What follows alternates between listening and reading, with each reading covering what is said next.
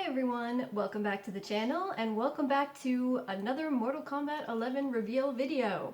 Alright, so the final combat cast before the official game launch tomorrow is going on right now, and they've talked a little bit at the beginning about some things that I think are good, so I might mention that a little bit at the end of this, but they also are just about to start a trailer. So I've got it on pause and I'm ready to watch and record my reaction for you guys.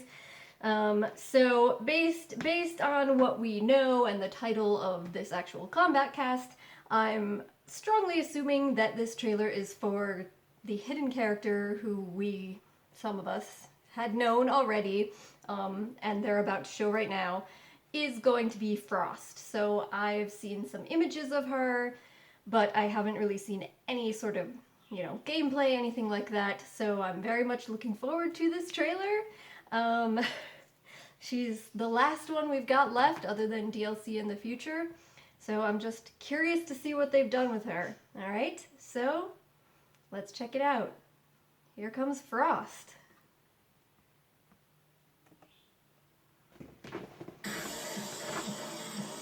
Good music choice.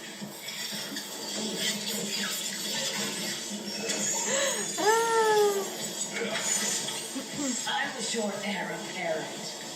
If only you'd been more patient, Frost. Like I'm patiently waiting to kill you. Oh, Frost.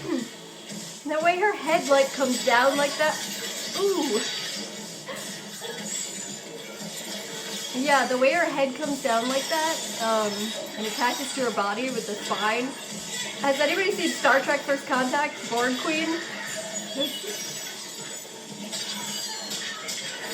Duel of the Cryomancers.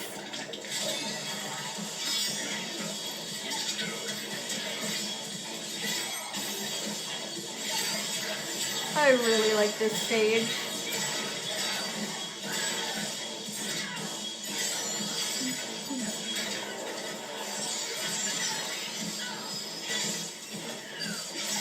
Now we're getting to see a little more Sub-Zero too.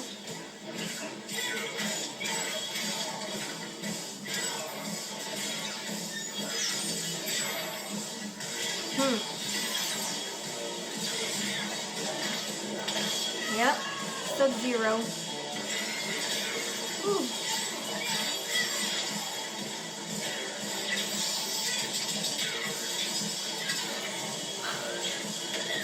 She just turns her body around. That chest blast was very Starfire.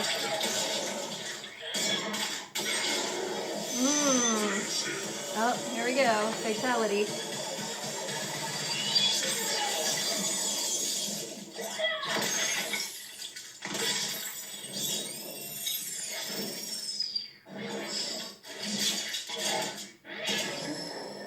Fatality. Frost wins. Ah! Oh my god. That might just be one of the best fatalities in my opinion. Okay, it's not super bloody or anything, but that was so cool. And for anybody that kind of knows the background of Mortal Kombat and the story of the Cyberling Quay, knows how horrible for Sub-Zero that fate would be. And that's basically her way of killing you. Isn't actually killing you, it's just imprisoning you as one of her cyber robot brethren for all time, basically. And that's pretty horrific stuff, but it looked really cool. It looked very cool. Yeah, she looked interesting. She looked really good. Like I said, the intro that she had was very Borg Queen from Star Trek First Contact, which I liked. I thought that was awesome. I think it looks like she's gonna be a more kind of in-your-face player, so if you're somebody that likes to play with characters that are more, I guess, somewhat closer to what you might have experienced in MKX, as opposed to a lot of the other characters we've seen who focus a lot on things like keep away and zoning, then maybe Frost might end up being a good choice for you. I can't really say for sure, that's like 2 minutes of footage, but they had her going pretty hard there. And we got to see a little more Sub-Zero too, which is nice. So I'll just briefly mention before I wrap this up, earlier in the combat cast, they did talk about the fact that there's going to be a patch coming out very soon, almost immediately, that apparently is going to have an impact on things like the Crypt and Towers of Time. I've read some reviews this morning, and I know some people who had the game early have been saying that the Towers of Time are just too difficult for the amount of rewards you receive, and it makes it so it's very hard to actually unlock what you're hoping to find in the Crypt. Basically, the grind is way more grindy than people anticipated or are comfortable with, and largely it's because the Towers of Time seem to be so focused on modifiers. So normally if you're grinding in a fighting game with towers, at least you're having the opportunity to learn the actual moves you'll use in online play. But in the Towers of Time, since there's so many modifiers, you actually aren't even playing in that style. So for a lot of people, it seems like a lot of non-enjoyable time to get the cosmetics that you want in the Crypt. But it sounds like from what they said on the combat cast that they're definitely going to be working on that. And based on what they said, what they described about you know, the differences between what they can do in short term and the long term, it sounds like they'll probably be increasing the rewards you get for Towers of Time currently and maybe decreasing the cost of things in the Crypt so it's easier to get stuff. And then maybe in the future, because it'll take longer to do so, maybe they'll go back and play around with Towers of Time, make them easier, I don't know.